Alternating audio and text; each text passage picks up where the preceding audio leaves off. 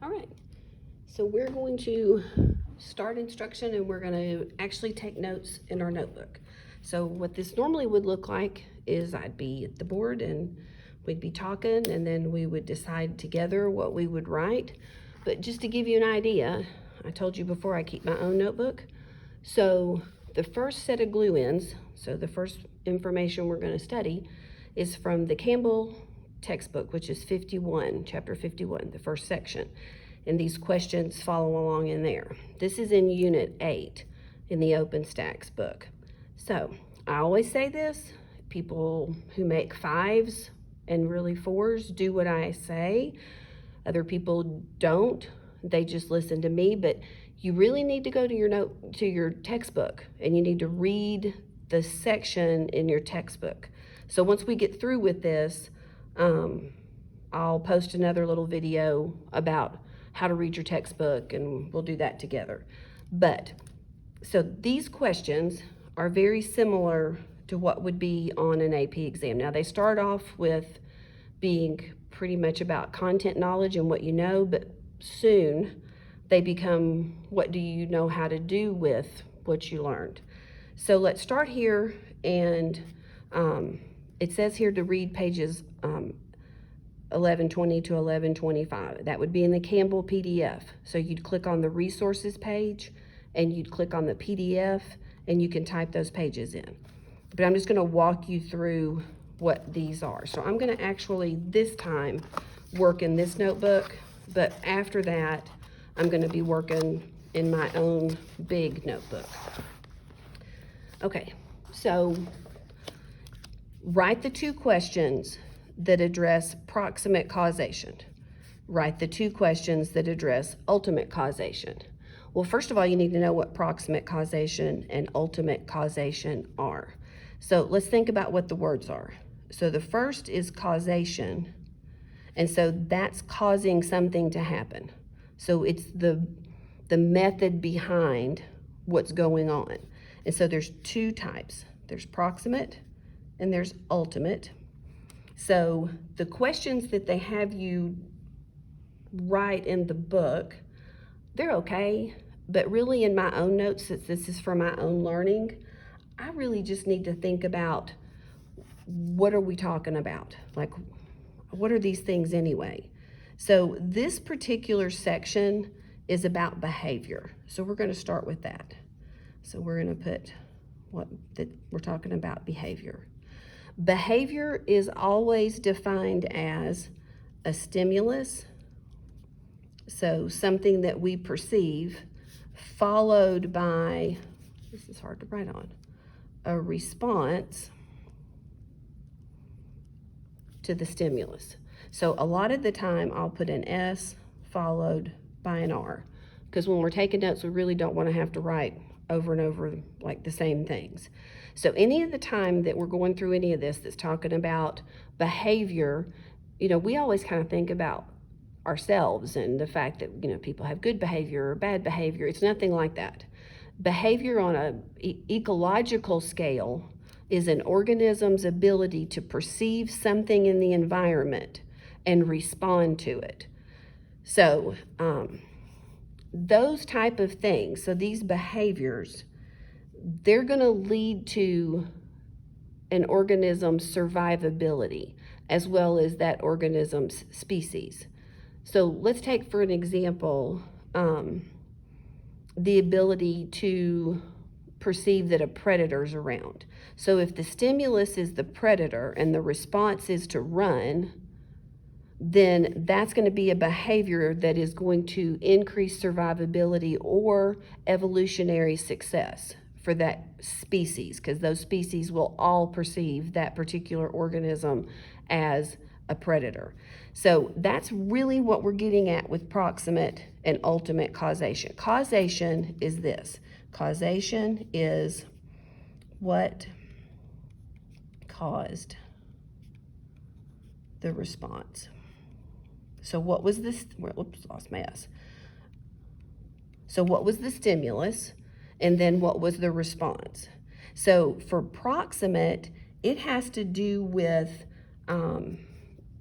like literally what happened with that organism.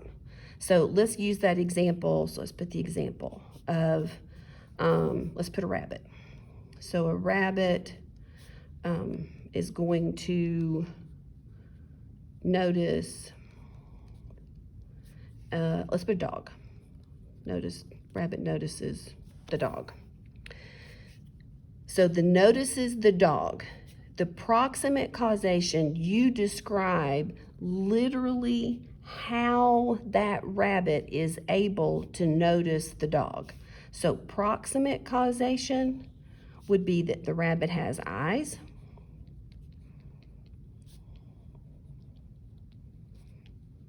So the rabbit's eyes see the dog.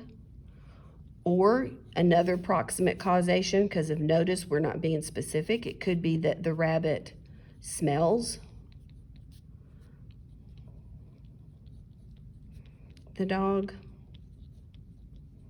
So it's what is physiologically happening in that rabbit's body that causes that rabbit to notice the dog. So if you're a grasshopper and you hop away from someone's foot, it's the fact that you have legs that are built to spring and you can hop away. So proximate causation is physiological.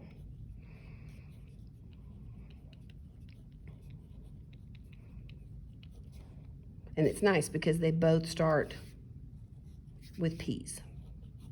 Ultimate causation, it's not about that rabbit noticing that dog at that time. This is a very small scope in time. Ultimate causation with the rabbit noticing the dog is, why would all rabbits be able to notice all dogs? And in the whole history of the world, why would that make them more successful? So the ultimate causation, you're going to find you write the same thing over and over and over. So this is the big picture. So this is not physiological for that one rabbit. This is, where might it go? Evolutionary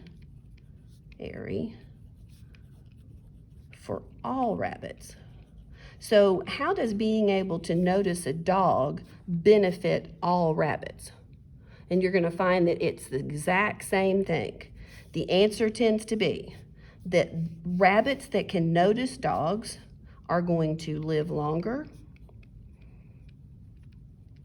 and they're going to have more offspring.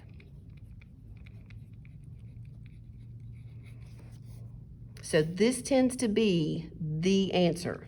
So you're going to pretty much every time that there's ultimate causation, the reason why any species, rabbits, have a behavior, noticing, that stays around, it's because it's selected for, and it's selected for because rabbits that can notice dogs live longer and have more rabbits like them that can notice dogs.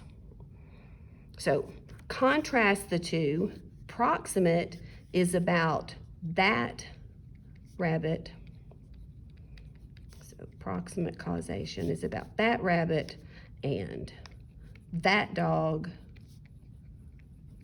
at that moment, like right then. Ultimate causation is all rabbits and all dogs, and we're looking for success. So success of that behavior for survival. So this is very temporal, this proximate causation. I'm literally talking about, hey, that rabbit right there, how is he able to notice that dog right there? Proximate literally means to come alongside, which means to be close to. So you're literally saying it's in that moment of time. It's captured in that moment of time. And you describe how they're able, you could even get into this more, like how were they able to see, get into rods and cones, and you could get into smells, you could get into signaling.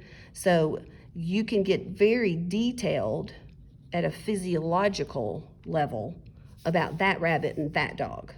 But in general, your answer for, well, how come all rabbits notice all dogs?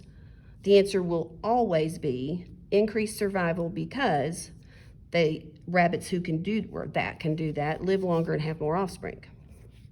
So right here would be a good time for us to pause for a second, and then you can use your phone and scan this QR code and watch a little video. And I think what I'm going to do is I think I'm going to use Edpuzzle. So I think I'm going to pause the video and insert this video into it and then come back.